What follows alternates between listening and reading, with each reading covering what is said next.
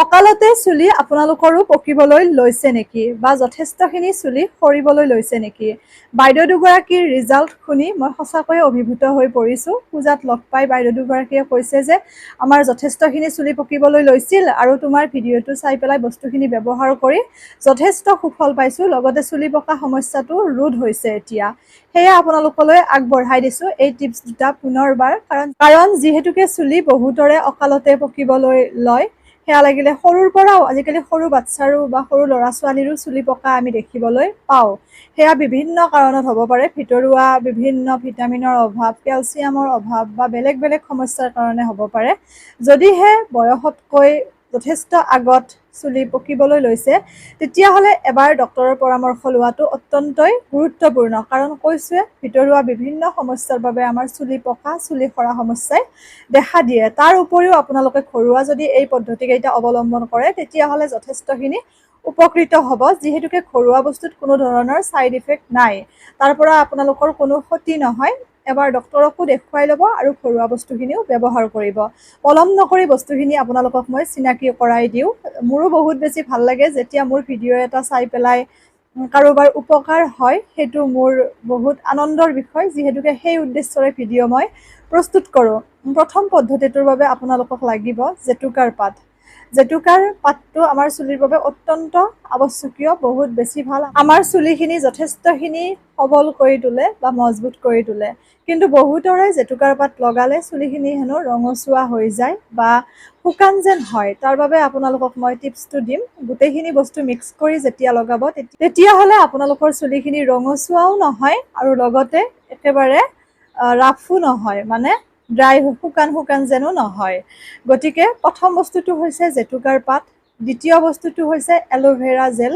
সেয়া লাগিলে ঘৰুৱা লয়, পতঞ্জলি লয় বা অইন ব্ৰেণ্ডৰ লয়, আপোনালোকৰ নিজৰ ইচ্ছা অনুসৰি আপোনালোকে ল'ব। তাৰপিছত আপোনালোকক লাগিব যিটো মেইন চুলি পকা সমস্যা ৰোধ কৰিব পৰা বস্তু, সেইটো হৈছে তিল। যিটো আমি তিলৰ পিঠা যে বনাওঁ, সেই তিল আপোনালোকে ল'ব। ধৰি লওক 5-6 চামুচমান তিল ল'ব আৰু লগতে আপোনালোকে মেথি গুটি ল'ব 3 চামুচমান। যিটো আপোনালোকৰ পাঁচফোৰণত যে থাকে হালধীয়া মেথি গুটি, সেই আপোনালোকে 3 চামুচমান ল'ব আৰু মেথি গুটিখিনি আপোনালোকে ৰাতিয়ে তিয়াই থ'ব। ৰাতি তিয়াই থৈ পেলাই ৰাতিপুৱা সেই পানীখিনিৰ সৈতে একেলগে মেথি গুটিকেইটা মিক্সি জাৰত দি পেষ্ট কৰিব পাৰিব।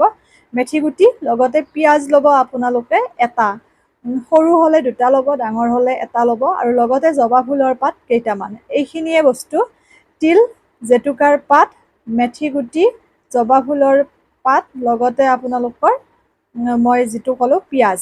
এই গোটেইখিনি বস্তু খুব সুন্দৰকৈ আপোনালোকে মিক্সি জাৰত দি পেলাইও পেষ্ট বনাব পাৰে আৰু যদি কাৰোবাৰ নাই, পটাত হ'লেও আপোনালোকে খুব সুন্দৰকৈ পিচি ল'ব এই মিশ্ৰণটো।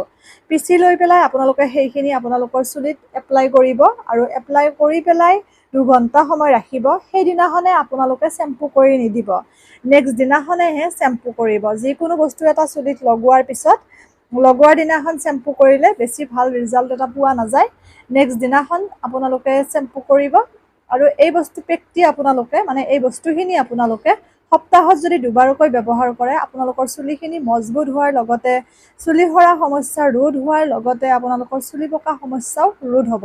ইতিমধ্যে যিখিনি পকি গৈছে, আপোনালোকৰ বগা হৈছে, সেইখিনিতো ক'লা হোৱাটো সম্ভৱ নহয়। গতিকে আপোনালোকে সেই দুডাল এডাল উঘালিও দিব পাৰে আৰু এই বস্তুখিনি লগোৱাৰ ফলত আপোনালোকৰ চুলিখিনি এটা কালাৰ এটাও আহিব আৰু পকা যেন অনুভৱ নহ'ব। গতিকে এনেদৰে ব্যৱহাৰ কৰিব আৰু মোক জনাবলৈ নাপাহৰিব। আৰু যিসকলৰ জেতুকা লগালে চুলিখিনি কালাৰ হ'ব বুলি ভয় বা ধৰি লওক বেছি শুকান হ'ব বুলি যদি ভয়, তেতিয়াহ'লে এই পেকটি লগোৱাৰ আগদিনাখন ৰাতি আপোনালোকে চুলিখিনি খুব সুন্দৰকৈ অইলিং কৰিব। মানে আপোনালোকে তেল লগাব, যি তেলে লগাই আপোনালোকে, মই নাৰিকল তেলে ব্যৱহাৰ কৰোঁ। লগাই পেলাই আপোনালোকে চুলিখিনি খুব সুন্দৰকৈ মাছাজ কৰিব ৰাতি 5 মিনিটমান আৰু মাছাজ কৰি পেলাই আপোনালোকে ৰাতি শুই যাব আৰু ৰাতিপুৱা এই পেকটো আপোনালোকে লগাব, লগাই পেলাই ধুব। তেতিয়া কিন্তু চেম্পু কৰিব লাগিব, কাৰণ নহ'লে তেল এটা অনুভৱ যিহেতু থাকিব। তেল লগালে চেম্পু কৰিলেও তেতিয়া কোনো কথা নাই, যিখিনি গুণাগুণ পাব লাগে সেইখিনি পাবই। 2 ঘণ্টা আপোনালোকে যিহেতুকে ৰাখিব। এইটো হৈছে আমাৰ প্ৰথম পদ্ধতি চুলি পকা সমস্যা ৰোধ কৰাৰ বাবে। আৰু যদি কাৰোবাৰ উফিৰ সমস্যা আছে, তেতিয়াহ'লে আপোনালোকে এই পেকটিৰ লগতে নেমু এফাল চেপি দিব। তেতিয়া আপোনালোকৰ উফিৰ সমস্যাটো দূৰ হ'ব নেমু ফাল চেপি দিয়াৰ ফলত। এইখিনিয়ে বস্তু, আৰু একো ব্যৱহাৰ কৰাৰ প্ৰয়োজন নাই। আপোনালোকে এনেদৰে ব্যৱহাৰ কৰক, যথেষ্টখিনি আপোনালোক উপকৃত হ'ব চুলি পকা সমস্যাটো, চুলি সৰা সমস্যাটোৰ পৰা। কাৰণ যিহেতুকে বহুতে উপকাৰ পোৱা বুলি জনাইছে আৰু মোৰো ভাল লাগিছে, গতিকে আপোনালোকে বস্তু এটাও স্কিপ নকৰিব, ব্যৱহাৰ কৰক আৰু মোক জনাব কিন্তু। আৰু লগতে কৈছোঁৱে, যাৰ অকালতে পকিছে, ধৰি লওক সৰু যদি 8 বছৰীয়া 9 বছৰীয়া ল'ৰা ছোৱালীৰ চুলি পকিছে, সেইটো যিহেতু নেচাৰেল নহয়, গতিকে ডক্তৰৰ পৰামৰ্শ এবাৰ ল'ব। তাৰপিছত এইখিনি আপোনালোকে ব্যৱহাৰ কৰিব পাৰিব। সকলোৱে সৰুৰ পৰা ডাঙৰলৈ ব্যৱহাৰ কৰিব পাৰিব, কাৰণ ইয়াতে আপোনালোকে নিজে অনুমান কৰিব পাৰিব যে গোটেইখিনি বস্তুৱে উপকাৰী বস্তু। এৰিছোঁ, সকলো ভালে থাকক, সুস্থ থাকক, হাঁহি থাকিব।